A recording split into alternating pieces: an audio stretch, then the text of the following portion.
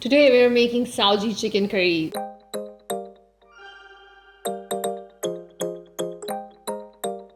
Saoji cuisine is known for its fiery and complex flavors. The spices, the sauces are so absolutely deeply flavored and delicious.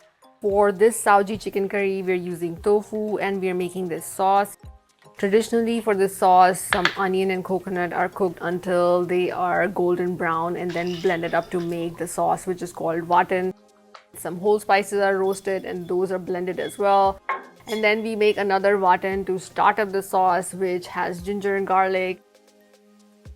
But instead of doing the whole long process, I give you a shorter process where we make this Saoji spice blend by toasting them and grinding them into a powder that we use in different points of the recipe.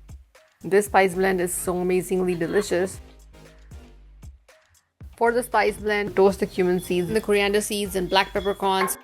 Add in the whole cloves, the green and the black cardamom, bay leaves, the red chilies, poppy seeds, and star anise or stone flower.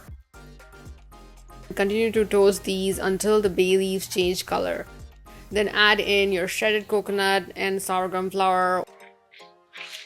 You want to toast this mixture really well to toast both the coconut and the flour. If you're using a small coffee grinder, grind the larger spices first, that is the bay leaves and the cardamoms and the red chilies, and then add in the rest of the spices. Add in the ground cinnamon and nutmeg, and then grind the spices until they are a fine powder. Press the tofu for at least 15 minutes and tear it into bite-sized pieces. Add in about 2 teaspoons of the Saoji spice blend, the Kashmiri chili powder, salt, and cornstarch, and toss well to coat.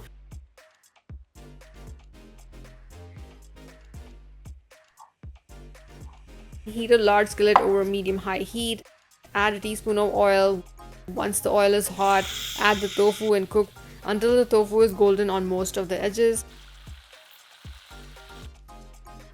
Then remove the tofu from the skillet. Now to make our sauce, which is the watan or the Saoji watan, heat some oil over medium-high heat. Once the oil is hot, add in the onion and salt. Cook this onion until it is evenly golden and somewhat starting to turn brown and char on some of the edges. Reduce the heat to medium, add 2 to 3 tablespoons of water, and then add in your ginger garlic paste, the Kashmiri chili powder, cilantro stems, and most of that Saoji spice blend. Mix really well, pressing the spices into the onion mixture. If the skillet is drying out, add in some more water or oil and continue to cook until the spices incorporate, start to roast along with the onion, and the mixture starts to leave the side of the pan. Add in the water or stock to that thick onion and spice mixture and mix it in to make that delicious sauce. Fold in the crisp tofu.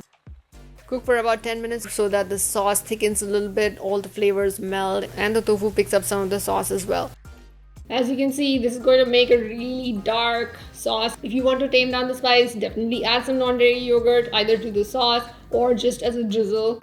You can serve it with rice, flatbread, naan, or whatever you like. If you like spice, you're gonna love this. If you don't like spice, you're still gonna love this. Traditionally, the Saoji spice blend has 8 to 10 or more red chilies added to it. I'm using only 2. If you're game, you can add 6 to 8 or 10. If you want to tame down the heat, use Kashmiri chilies instead or a different milder hot chili in the spice blend. Or if you don't want to make your own Saoji masala, try to find the Saoji masala in an Indian store, or you can use Goda masala. That also works really well in this dish. We also use sargam flour, that's jawar flour, in the spice blend, but if you don't have the flour, just use whole wheat flour or oat flour instead. If you tried this Saoji curry, let me know in the comments. Also, don't forget to rate and review these recipes on the blog, and don't forget to subscribe to my YouTube channel. And I'll see you next time.